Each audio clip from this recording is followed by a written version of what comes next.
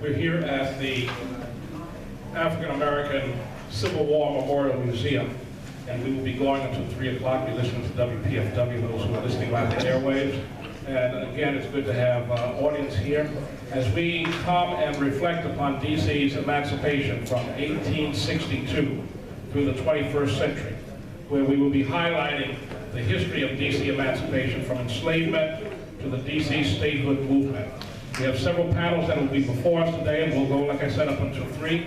And our first panel today will help us to reflect on the day becoming the kind of holiday that it is and what we need to do to continue to keep the hope and dream of statehood alive. And to that end, we have before us and with us Congresswoman Eleanor Holmes Norton. Congresswoman, it's good to have you here today. And welcome. And thank you for all you do for our movement. Thank you for all you do for our city. I am pleased to be on a panel, and I must express my regrets. But because this is April 16th, there are a number of different observances going on, so I cannot remain for the entire panel. But I certainly didn't want to miss it. It is the first of the panels, or the first of the events on this historic day. Now, we don't just commemorate history because it's history. This is 216 years after the slaves in D.C. were the first to be freed, 9 months before the rest. Well, you can imagine that for them. This was a really joyous day, I must say, that my own great-grandfather, a runaway slave, was not emancipated on that day because he was a runaway slave. The only ones who were emancipated were ones who were held legally in bondage. Well, guess who else is held legally in bondage? As I do my work on the Hill, every single day, I am encouraged, shall I say, anchored, by the notion that as I look out upon all of you here, I am looking at the Americans living in the nation's capital who rank #1 in federal taxes paid to support the government of the United States, but have the fewest rights of any other Americans.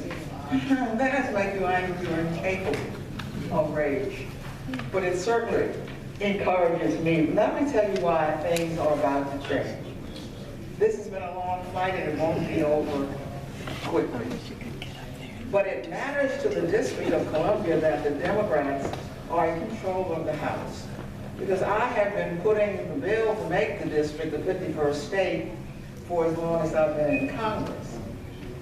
But only 4 of those years, about 8 years ago, were we in the majority. For most of my service, Democrats have been in the minority. Well, I've had to get things done for the district while in the minority to find Republicans to work with. But you're not going to find any Republicans to work with on making us the 51st state. You may remember that on our way to statehood, I did find a Republican, Tom Davis, who said that he was so outraged that the district didn't have, not only did we get virtually there, the governor of the state came to testify, the senators, Orrin Hatch and the other, came to testify. We thought we were getting somewhere. We got that bill through the House and the Senate, meaning we would have been halfway there. And if my bill now gets through here, we'll be only halfway there. But we didn't get halfway there because the NRA convinced some Republican to attach what we call a rider that said in return for getting a full vote in the House, we would have to give up all of our gun safety laws. That, of course, is an impossible, compromise. So here we are now. But with Democrats in power, I'm here to report that this morning staff told me we have 203 Democrats on the bill. We only need 218 to pass this bill. stand-up, and Anise, and all of you for all you have done to help us get here. And let me tell you, we got real support in the House. I do want to read you a sentence or two from the woman who's in charge of the House. I did bring that with me, Nancy Pelosi, because you got her on board. You know you were getting it somewhere. She has always been a strong supporter of all we have stood for. But this is what she said virtually when the Congress of the United States opened in January. The right to vote and to equal representation is the foundation of our freedom and a core pillar of our democracy. For too long, the residents of the District of Columbia have served our nation in uniform, paid taxes, and contributed to the economic power and success of our country while being denied their full enfranchisement. Since she mentions me and goes on to say, this bill is a critical step in righting this historic wrong. That's about as strong support as you can get for H.R. 51. Remember that number because it was chosen, now it's a forethought. But let me tell you how close we have got. We have passed what is called H.R. 1. H.R. 1 is a whole series of bills to further democratize the United States of America. You might think we have democracy in many ways, in which we do not have full democracy. To give you an example, the states can decide how many representatives each state has. And we want to leave that not to whoever happens to be in charge in that state, but to bipartisan commissions, so that everybody would have a fair chance to be counted, which of course with gerrymandering is not the case. Well, DC statehood is put on that list of ways to make our country more democratic. And H.R. 1, unlike as yet H.R. 51, has passed the House of Representatives. And it has virtually every Democrat voting for it, which means that they have voted for the prologue to DC statehood, even though they were voting for many other democracy matters at the same time. So H.R. 1 is a very important entryway to what we're now seeking, which is, of course, H.R. 51. And to give you a sense that H.R. 1 is no small matter, it doesn't have H.R. 51 in it. It has something that may be better than H.R. 51 because it has all the findings for the bill. For example, one of the findings says the District of Columbia residents deserve full congressional voting rights and self-government, which only statehood can provide. Then it goes down to 4 or 5 other findings. That's what the House has already voted. Understand that I'm looking at residents who have a almost $15 billion budget. You have a almost $3 billion surplus. It's not as if we are fully qualified.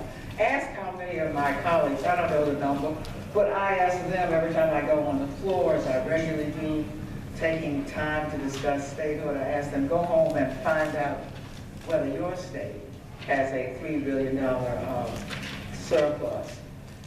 We are very encouraged that in only 3 months in the Congress, we are already close to 218 votes. We don't forecast that, therefore, we're on our way to statehood because we recognize the Senate of the United States, unfortunately, does exist. But I can tell you that if you get this bill through the House, you are more than halfway here. If we get this bill through the House, remember that the Senate has members. The Senate consists of places that have already voted for this bill. So what we need is to make sure this bill passes, understanding the way in which the Congress of the United States works. Nothing is easily passed. I'm talking about even ceremonial matters are hard to get through the House and Senate. So I'm asking residents not to be discouraged if this doesn't happen tomorrow, even as I appreciate that you have not been discouraged for 218 years. Thank you very much. Thank you. Thank you, Congresswoman. No, home court, everybody. We want to thank Congresswoman for her hard work and for continuing to push statehood further and further and further. We really want to thank you for your diligence and for your faithfulness to the struggle and to all of us. And you know, it was really interesting, and as we go on to our next part, you're listening to WPFW, and we're broadcasting from the African American Civil War Memorial Museum, and we have a distinguished panel before us. And one of the things that was interesting was that even Abraham Lincoln admitted that he could abolish by the pen slavery in D.C. because it was a federal district, right? But then he originally wanted to put it to a vote. And that was omitted somehow when it went through the legislative branch, and he expressed disappointment at that. But again, so keep those things in mind. And we're going to have a welcome now from Sister Ernestine Tina Wyatt, who is a descendant of Harry Tubman.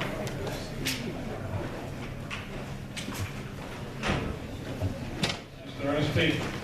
Good afternoon, everyone. Good afternoon. Okay, now, I know you're probably wondering how I'm here talking about Harriet Tubman, but you can't talk about DC emancipation without first speaking about Harriet Tubman and what she did to promote emancipation. First of all, she embodied emancipation. She started that in 1849 by self-liberating, and she never forgot. She continued on and continued on because she felt like all people that were oppressed and in bondage should be free. So when the Civil War, when there started to be rumblings of dissension and the Union being broken apart because of slavery, she felt that, again, all people should be free. So I'm going to say that to dispel what most people think is that she was a volunteer during the Civil War, but she was not. What happened is she was asked to go down and to serve the military to help preserve the Union because they knew that she could get the job done based upon what she did before. Her ability to come in disguise, her ability to know the landscape and to be able to get in and out and things like that. So in going to the South, as requested by Governor John Andrews, she thought about emancipation, she dreamed about it, she had a vision about it, as she told to Reverend Garnett, Highland Garnett, that she saw that her people were emancipated, were free. So when it actually happened, she didn't rejoice because she rejoiced those 3 years prior to when it finally did happen. And talking about emancipation, embodying that emancipation, she thought that President Lincoln was off the mark because she didn't feel that he was paying attention to troops needed, African American troops needed to be able to fight and to be able to help win the war. She thought they were essential to winning the war, to preserving the Union, and to freeing other slaves. So she felt that it was imperative that slaves be free. And so with that, I'm going to end my talk, because I can go on and on and on about what she did. You know, she was the first woman that led a raid, first military raid. She was a scout, she was a spy. Even though they always lead with, she was a nurse, she was a cook, she was a laundress. Well, she was a spy and a scout first, that's why she came down. And they said, do anything else while you're not doing that job. So, you know, when she had free time, She did the nursing, she did the cooking, but she did that as an entrepreneur to teach, to free people how to take care of themselves and to take what they had to do on the plantation and use it for their own good and to make money for themselves. So, as a result of her footwork, her strategic planning, her leadership skills, and all of that, because she was in the trenches. She wasn't a side player. She was in the trenches with everyone else. So, saying all that, I will now lead it to the panel, who will go on further and discuss how DC emancipation happened and when it happened. Thank you. So we heard Ms. Nancy Wyatt talking about Harriet Tubman, a descendant of Harriet Tubman herself. And we are listening to WPFW. We're at the DC emancipation from 1862 through to the 21st century. We're at the African American Civil War Memorial Museum. And we are joined by C.R. Gibbs, who's going to come and present to us, a historian and an author. Brother Gibbs. Thank you. I'll just give you a couple of stories because I too have to go to another event today. I wish I were this popular every day, but I'm happy to get it wherever I can get it. And I want to talk about resistance. I guess our young people seem to think that while we pray, there's absolutely nothing wrong with that. And while we voted that we didn't fight back and we resisted slavery in the nation's capital, it's critical that you understand that this is a legacy of resistance. And I mentioned on the show, I guess, and I want to thank Joni Eisenberg for giving me the opportunity, attempted slave revolt in November of 1802 in Georgetown. And the way I found out about this was that it's in the papers of Jefferson and Madison. I've written a book, co-wrote a book on black folk in Georgetown. Never saw it in any of the source material that I read. It's good that I read a lot of other stuff, but we might have missed it. It is critical that we share with our young people the heritage of physical resistance. I understand that we can call on spiritual sustenance and food for resistance, but it's critical that we understand and appreciate that we were willing to put our lives on the line. This morning, I think my wife hit me early this morning because I was restless in listening to the story that had often been told by Congressman Seth Gates.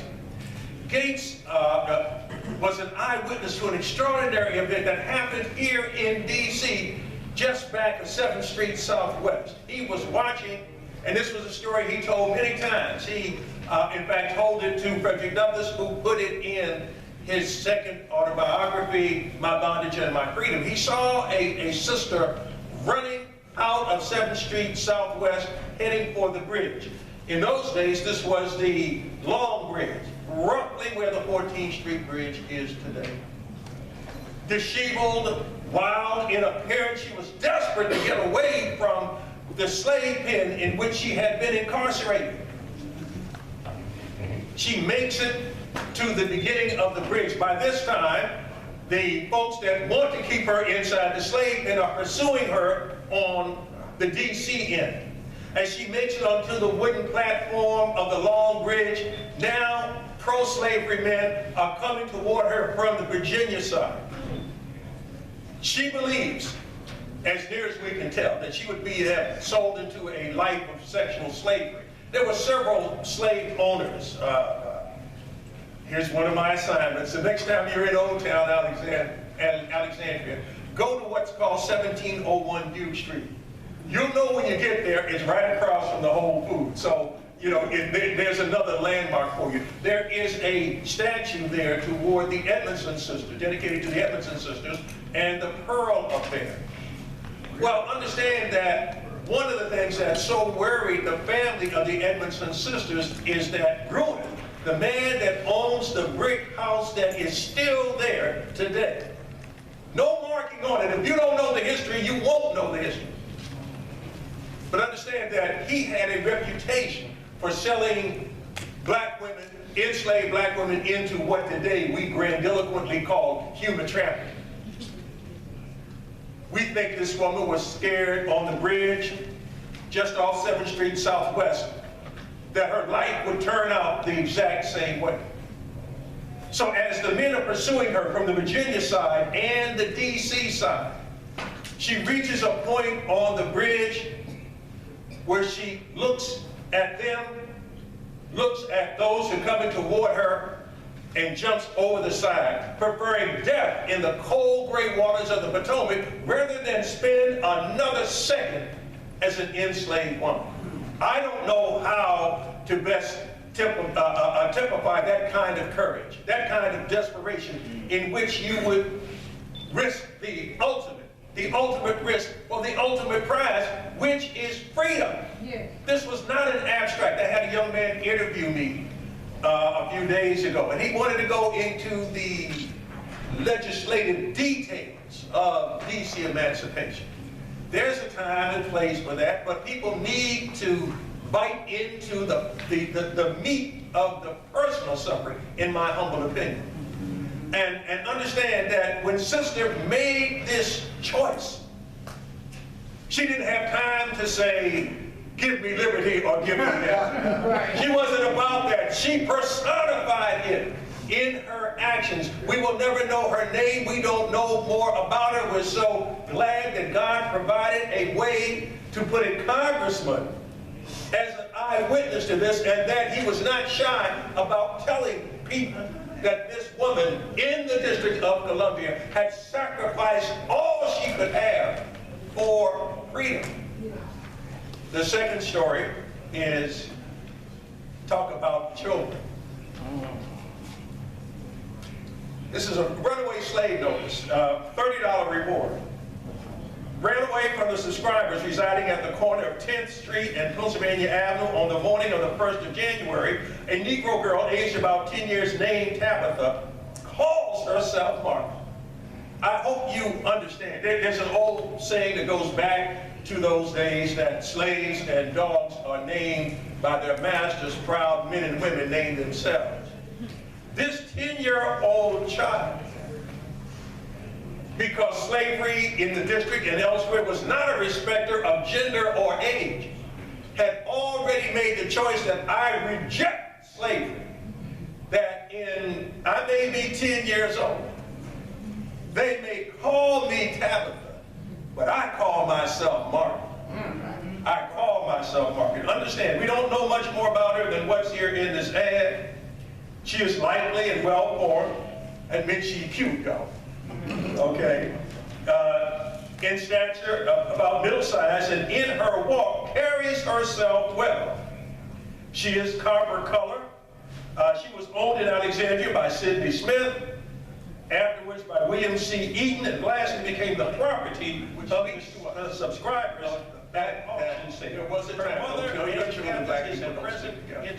That's anti-historical.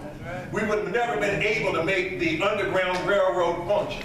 We would never been able to walk with each other. You have civil rights titans in this room with Frank Smith and Chuck Hicks and Eleanor Holmes Norton, and they understood the courage that it summoned up to work together against the larger forces in society in the name of freedom. My last story has to do with DC's largest slave owner at the time of emancipation. His name was George Washington Young.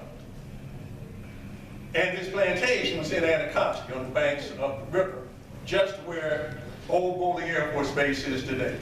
Joint Base Bolling, Anacostia. He thought he would cash out on when the compensated emancipation came along. Most of you know that compensated emancipation, the only instance of it functioning in the history of this country is in the case of DC emancipation. George Washington Young and his family had grown fat, rich, and happy on the uncompensated labor of black people.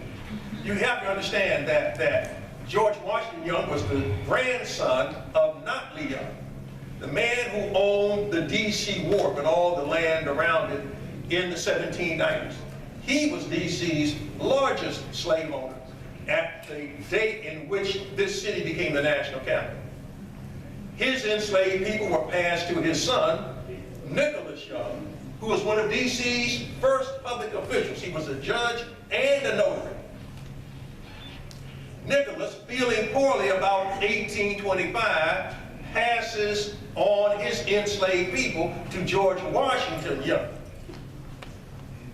And what we have to understand is the nature of enslavement. You had moments of stark terror and uncertainty, more than amply punctuated by the drudgery of getting up every day, facing violence and degradation, not knowing if you would be struck, not knowing if you would be separated from your families. George Washington Young, by the time of D.C. emancipation, owns 8 families.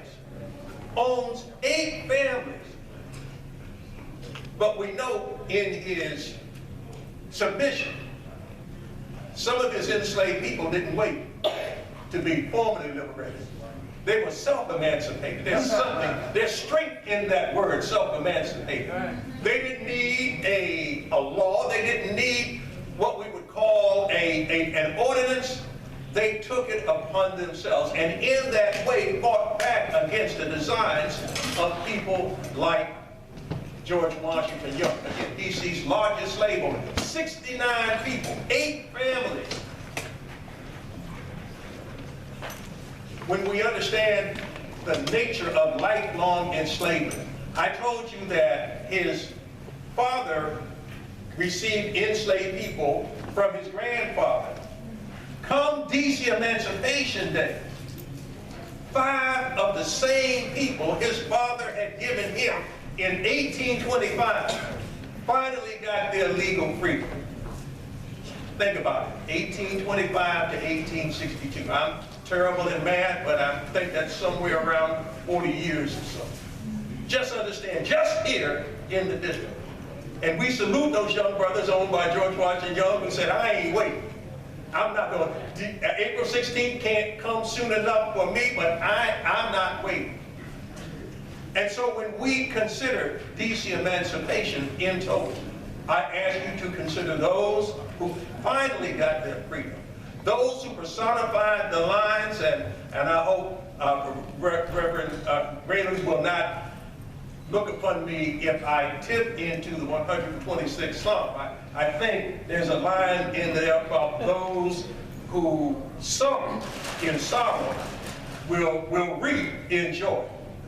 This is, in my humble opinion, the essence of D.C. emancipation.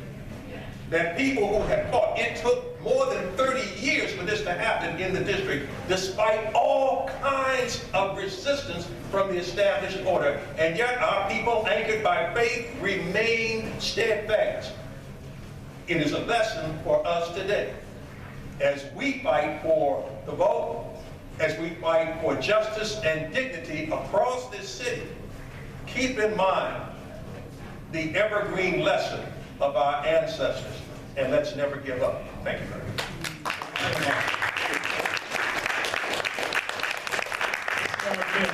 you so much. And I just want to point out before you go, what's so interesting to me is that when we talk about reparations, a lot of folk get heartburn, right? But all these folk got reparations. If you want to look at it that way, right?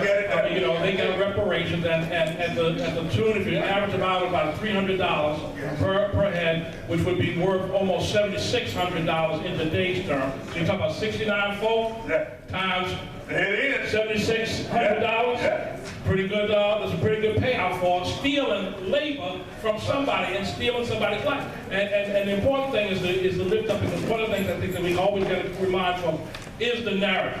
folks set the narrative for us, and when we buy into that, we cripple ourselves through the rendering of their history versus the assembling of our own history and the own lines of people who resisted, people who carried on with dignity, people who refused to be a slave. Like that song said, before I be a slave, I'll be buried in my grave, I'll go home to my Lord and be free. That's what we're celebrating today. Thank you so much. And Peter Haynes from the DC Emancipation Coordinator. He is going to come to us and speak to us today. Thank you. Yeah. Peter, yes.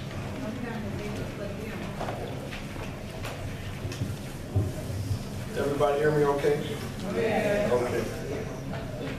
I didn't swallow frog, you know, and my cousin, my cousin, I said, well, you might be going through a second adolescence, have a little sinus allergy going on, so please bear with me. But I want to thank Brother Frank Smith, the African American Civil War Museum, Stand Up, Niece Jenkins, Joni, WPFW, Chuck Hicks for coming around this day to remember this watershed event in the history of DC and really, you know, in the history of the nation as well. My mother, I'm Vice President for DC Reading is Fundamental and also our DC Emancipation Commemoration Coordinator. And my late mother, Loretta Carter Haynes, was a reviver of this day. And what I'm going to cover in my brief talk is the revival of the DC Emancipation Day commemoration and efforts to institutionalize the DC Emancipation Day holiday. And I think throughout all of this, my mom, who was a lifelong educator, and she also, she was a teacher, educator during the Civil Rights Movement, you know, an educational activist, you know, so back during that time that, you know, people who were in her line of work, you know, as educators and reading specialists, they had what was going on, a right to read, you know, was essential to being able to get through, to make a good future of yourself, regardless of what it is you wanted to do in life. So my mother was the type of person that she reached across a whole extended family on both sides. She loved children, nature, loved her community and her country. She was just that committed. Mom was, she revived the commemoration. She inspired the U.S. National Archives to place the Emancipation Proclamation on annual display.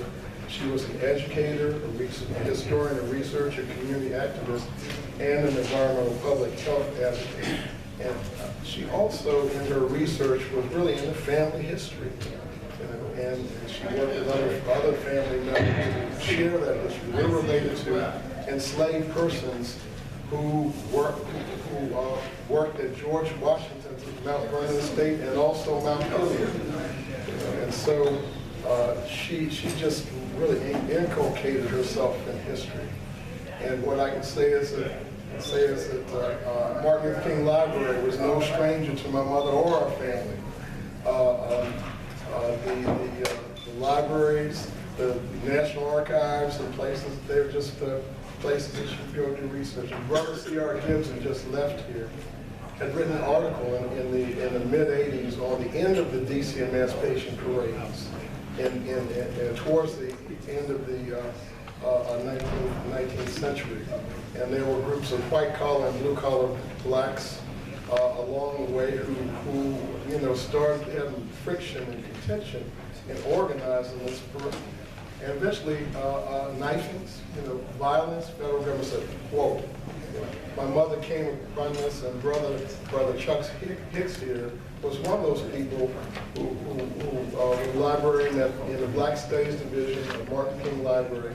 And he was one of those people that made a home for my mother in terms of sharing with her research in Black studies and pointing her to other points in the library where she might be able to do it. But Mom spearheaded this revival in the early 90s of the DC Emancipation Commemoration. And she'll be the first person to tell you that she didn't do this by herself. She had support from her family and others, professionals, to make this happen. She spearheaded the revival with C.R. Gibbs, historian C.R. Gibbs, Mr. Forrest, myself, and in the planning of annual educational programs co-sponsored by the United Black Fund and led by Dr. Calvin Roloff and William Roloff. The programs mark the act and also created awareness for the August 1st, 1834 date that the British Empire abolished slavery, the January 1st Emancipation Proclamation, the 13th Amendment to the Constitution ending slavery. And these are things that we continue to create awareness for in our DC Emancipation program. These programs came to the attention of local and federal government officials and the community in the early 90s, groups which joined in my mother's cause. The groups included All Souls Unitarian Church, a church involved in the abolitionist movement and the civil rights movement. The church hosted the DC Emancipation Church service and panel discussions in the early 90s. The All Souls Jubilee Singers, directed by Leonard Stark, performed from numerous DC Emancipation programs since the mid-90s. Several other churches held annual worship services. The National Park Service sponsored several annual DC Emancipation commemorative programs since the mid-90s. The DC government planned citywide educational celebratory events since the early 2000s with the leadership of then Councilman Vincent Orange and DC government archives officials Clarence Davis and William Branch.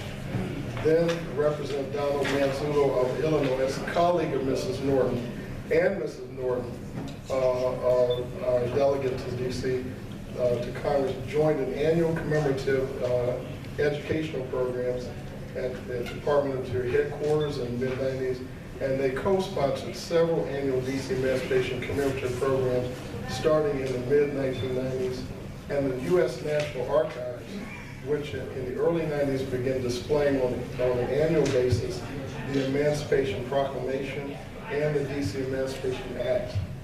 And the James Zender, the Register of Public Programs at the National Archives, credits my mother, Loretta, as a spark that set off discussions and planning of the National Archives' 130th Anniversary National Exhibit and programs on the Emancipation Proclamation. Then council members Vincent Orange and Carol Schwartz co-sponsored a bill that then DC Mary Anthony Williams signed into law in 2005 that proclaimed each April 16th thereafter DC Emancipation Day. And I'll say these two things as ways that I think that Mom has gotten all kind of honors over the years, but what I can say in terms of like looking at how can we help in the institutionalization process of DC Emancipation today. And what I'll say, two things is that within the sound of my voice and beyond this, I want y'all to talk with the DC Council and the Mayor's office. The DC government needs to invest more in the DC Emancipation Commemoration as both an educational day and a cultural heritage tourism day. The Mayor's Office of Economic Development and Destination DC, the Washington Convention and Business Association, need to market DC Emancipation as an educational event and a cultural heritage event to DC area residents and businesses and national and international visitors. What is a cherry blossom but an international cultural heritage event that brings resources into the city, visitors and money? And I'll give you an example. The City of Toronto, the Province of Ontario, and the Federal Government of Canada collectively contribute around $500,000 annually to Caravana, an annual festival that infuses African, Caribbean, and Canadian cultures on the weekend closest to August 1st, because this is August 1st, International Emancipation Day, August 1st, 1834, when the British Empire abolished slavery in its colonies that included in Canada. And it's similar to this, to the Brazilian Carnival. And from a financial standpoint, that annual celebration that's been going on over 50 years, you know, this commemoration here has been going on since maybe the early 2000s. It brings in over 2 million visitors to the Toronto area and over $300 million annually to the greater Toronto area. Thank you, So Peter. it's a golden opportunity to raise money for the city that can be reinvested in education and other areas. But it's up to everybody who's here to make their voice known to the council and the mayor that we need to continue with growing this beyond what then Mayor Gray and the council set for. Just continue to grow it to be a celebration. And that's the way I think you can honor my mom's memory, those things. Thank you. Thank you, Peter. Thank you so much. We've started a little bit late. We're driven by a time schedule on WPFW radio, and so we're trying to hold and catch back up to that time schedule, I might add. And so we're getting ready to bring on a second panel at this time. And I want to thank our first panel for all of the information that you have presented here at the African American Civil War Memorial Museum. I want to thank everybody for being here today, and we're going to bring up our second panel at this point. I think they're ready to come up, is that right? They're somewhere. Jonathan, and the second panel is going to come up and we're going to proceed. And again, I want to thank you very much for being here. And as they come up, I just want to remind us to just be mindful, because one of the things I tell you that frustrates me sometimes as a preacher is that we do a lot of remembering, but we don't use the remembering to do the doing. Y'all understand what I'm saying? Right? I mean, we live in a context where there's plenty of work to be done. Plenty of business, unfinished business that we got to address. And so part of knowing our history and knowing the history is so that we have a footing with which to propel ourselves into the future without being fooled by what everybody tries to put on us, what I call politickery that always take place, right? The lying and the deceit that always go on every single time we look around. I mean, one of the things as the panel comes up that I think they're getting here, you know, we talk about, even as we talk about statehood, I got to say this one more time. We overturn votes in D.C. How do you overturn votes and try to protect statehood at the same time? It's hypocritical. It is hypocritical at best. Good to have you. Thank you, Reverend. Appreciate it. Thank you, Reverend. All right.